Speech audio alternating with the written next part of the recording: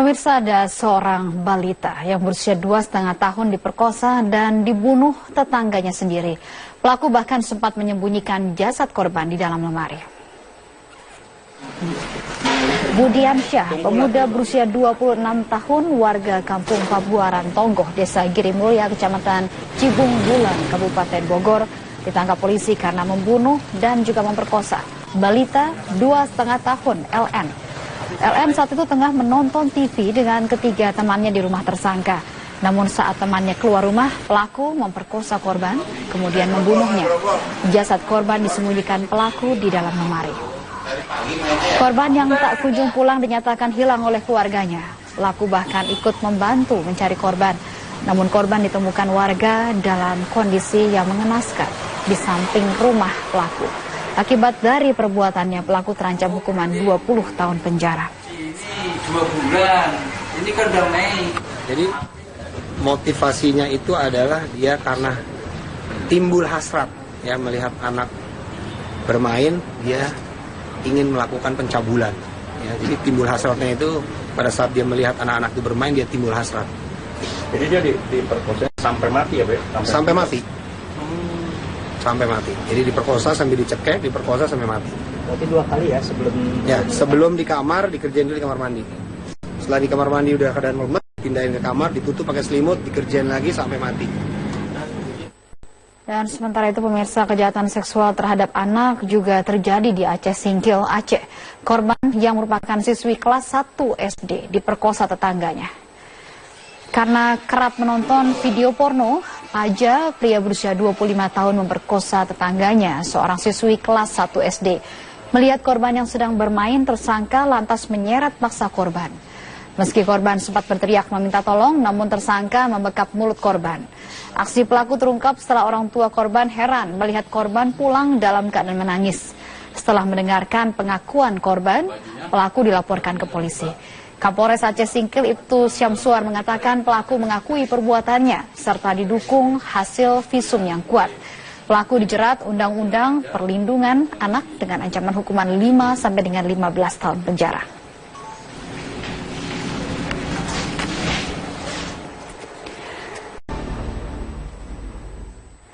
Baik, pemirsa, seakan tidak ada habisnya kekerasan seksual terhadap anak di bawah umur kembali terjadi di Bogor, Jawa Barat. Seorang balita berusia 2 tahun 2 bulan menjadi korban perkosaan dan pembunuhan yang dilakukan oleh tetangganya. Tunggulah tuh. Budiansyah, pemuda berusia 26 tahun, warga kampung Pabuaran Tonggoh, Cibung Bulan, Kabupaten Bogor ini dibekuk pihak Unit Reskrim Polsek Cibung Bulang setelah diketahui melakukan pembunuhan dan pemerkosaan terhadap LN. LN yang saat itu tengah menonton TV dengan ketiga temannya di rumah pelaku. Namun saat temannya keluar rumah, pelaku memperkosa korban kemudian membunuhnya. LN yang tak kunjung pulang ke rumah sempat dinyatakan hilang oleh pihak keluarga pada Minggu siang. Saat itu pelaku pun ikut membantu mencari korban. Namun akhirnya korban ditemukan warga pada Senin malam dalam keadaan mengenaskan di samping rumah pelaku. Belakangan diketahui jasad korban sempat disimpan di dalam lemari oleh pelaku. Dan akibat perbuatannya pelaku terancam hukuman 20 tahun penjara.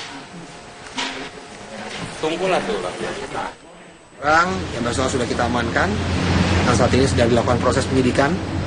Ya, saudara BD mengakui perbuatannya telah melakukan pemerkosaan terhadap seorang anak berumur 2,5 tahun bernama. Orang tua korban tak menyangka nasib anak sematawayang mereka berakhir tragis di tangan tetangganya. Orang tua korban berharap pelaku dihukum seberat-beratnya. Bapak tidak menyangka kalau pelaku itu sama sekali. tetangga sendiri ya? Tidak nyangka sekali ya. Karena ya orangnya baik dengan saya baik. Kalau bapaknya saya kenal baik. Pak ada di dalam kenal baik. Tapi kalau pelaku yang Budi itu, yang lajang itu, saya nggak kenal. Baru tahu juga kemarin itu. Itu anaknya Pak Ane. Ya, anak nomor 1. Oke Pak, ini kan pelaku udah ditangkap nih Pak. Ya. Apa harapan Bapak? Oh, saya minimal 3 yang saya tahu. Minimal 3 pasal. 1, perlindungan anak. Ini soalnya sangat belia. 2 tahun 2 bulan ya. Yang kedua, pembunuhan. Yang ketiga, pelecehan seksual atau pemerkosaan, Pak. Minimal setahu saya 3. Mungkin polisi bisa nambah lagi. Jadi Bapak mengenai diproses secara hukum yang berat. Oh iya, Pak, yang berat. Kalau sekarang lagi rame-ramenya kebiri itu. Kasus kekerasan seksual kembali terjadi di tanah air setelah kasus yang menimpa YY di Bengkulu. Kini kejadian yang sama menimpa seorang balita yang masih berusia 2 tahun. Langkah tegas pemerintah pun ditunggu untuk mengantisipasi terulangnya kekerasan seksual terhadap anak. Lagi dan lagi kekerasan seksual terhadap anak terjadi di tanah air. Setelah masyarakat digemparkan dengan kasus pemerkosaan dan pembunuhan YY, seorang siswa SMP di Rejang Lebong, Bengkulu oleh 14 pelaku, kini balita berusia 2 tahun 2 bulan di Cibung Bulang, Bogor, Jawa Barat, menjadi korban kekerasan seksual oleh tetangganya sendiri. LN saat itu menonton TV dengan ketiga temannya di rumah pelaku. Namun saat temannya keluar rumah, pelaku memperkosa korban kemudian membunuhnya. LN yang tak kunjung pulang ke rumah sempat dinyatakan hilang oleh pihak keluarga pada Minggu siang. Namun akhirnya korban ditemukan warga pada Senin malam dalam keadaan mengenaskan di samping rumah pelaku. Belakangan diketahui jasad korban sempat disimpan dalam lemari oleh pelaku. Kasus kekerasan seksual yang terus terulang menjadi bukti bahwa berbagai wacana pemerintah untuk memperberat hukuman bagi pelaku bukan jawaban atas berbagai persoalan kekerasan seksual. Korban dan keluarga korban serta warga Indonesia lainnya berharap pemerintah segera mengeluarkan solusi jitu, bukan menambah wacana seperti yang disampaikan Kapolri Jenderal Badrodin Haiti. Ada beberapa alternatif negara lain yang menggunakan gelang yang ada chipnya itu terhadap kejahatan-kejahatan pedofilia, sehingga mereka kalau itu termonitor, sehingga kalau mendekati sekolah, mendekati itu sudah termonitor oleh polisi, sehingga diingatkan gitu. Nah, apakah itu juga mau digunakan atau yang lain gitu. Tetapi yang jelas memang kita sepakat ada hukuman tambahan, tetapi bentuknya apa nanti kita. Sementara psikolog anak Eli Risman menilai pemerintah sebaiknya tak hanya fokus pada jenis hukuman yang dijatuhkan kepada pelaku, tetapi mengkaji karakter anak dalam memandang pornografi agar pemerintah dapat membentuk sistem pembentukan karakter anak yang lebih baik. Ini nggak bisa hanya membicarakan masalah hukum pemberatan hukuman. Ini masalah kerusakan otak. Seharusnya pemerintah melakukan terlebih dahulu penelitian tentang kerusakan otak itu. Jadi anak-anak yang melakukan kejahatan sama anak-anak yang kita perkirakan belum terpapar sama sekali oleh pornografi, dilakukan scanning pada otaknya, kemudian kita lihat hasilnya. Nah, kalau memang benar bahwa pornografi, miras, narkoba merusak otak, katakanlah pornografi saja, maka dari situ udah jelas gitu loh, masing-masing departemen mau melakukan apa. Kemudian harus sepakat para ahli, saya psikolog sama psikiater, neuroscience, dokter anak, dokter umum, pekerja sosial, semuanya jadi tahu bidangnya apa dan apa yang kami bisa berkontribusi. Kini masyarakat menunggu langkah tegas pemerintah untuk memberikan hukuman yang tepat bagi para pelaku kekerasan seksual terhadap anak, serta langkah untuk mencegah tindakan yang sama. Tim Liputan Metro TV.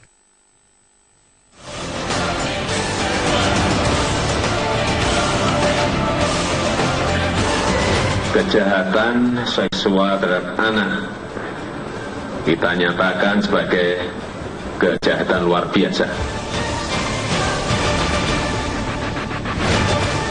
Rapat terbatas hari ini, Presiden Joko Widodo juga menegaskan kekerasan seksual terhadap anak sebagai kejahatan luar biasa. Karenanya penanganannya juga harus luar biasa cepat dengan tuntutan seberat-beratnya serta memastikan anak-anak mendapat perlindungan. Berikan layanan pengaduan yang gampang diakses dengan mudah. Kejar dan tangkap segera pelaku dan tuntut dengan hukuman yang seberat-beratnya. Dan juga layanan pendampingan dan rehabilitasi korban harus dilakukan dari kementerian-kementerian yang terkait. Juga aksi untuk pencegahan juga harus dilakukan lebih gencar, lebih intensif. Presiden Joko Widodo telah memerintahkan untuk segera memberlakukan peraturan pemerintah pengganti undang-undang atas tindak kejahatan seksual. Lalu bagaimana sebenarnya realitas tindak kejahatan seksual di Indonesia? Berikut Rifai dengan pemaparan sejumlah data. Rifai. Yasmin, realitasnya di Indonesia saat ini adalah tindak kejahatan seksual, khususnya bahkan kekerasan seksual yang menimpa anak-anak, angkanya terus meningkat dari tahun ke tahun. Kami memiliki datanya bersama dengan tim Media Research Center. Sebelum sampai kepada pemaparan data tersebut, penegasan yang disampaikan pemerintah melalui Presiden Joko Widodo bahwa kejahatan seksual merupakan tindak kejahatan luar biasa, sehingga ada beberapa hal luar biasa yang harus dilakukan, juga ditegaskan oleh sejumlah menteri dalam Kabinet Kerja. Salah satunya Menteri Koordinator Pembangunan Manusia dan Kebudayaan Puan Maharani. Berikut penjelasan selengkapnya. Dari Presiden bahwa ini merupakan kejahatan luar biasa, tentu saja harus dilakukan satu hal yang luar biasa juga untuk mengantisipasi, untuk mencegah dan kemudian untuk memberikan efek jerak pada pelaku-pelaku, dan khusus pada pedofil tentu saja akan diberikan hukuman tambahan, bukan hanya pemberatan hukuman tapi juga hukuman tambahan, yang mungkin salah satu hal yang akan dilakukan adalah dengan dilakukan kebiri.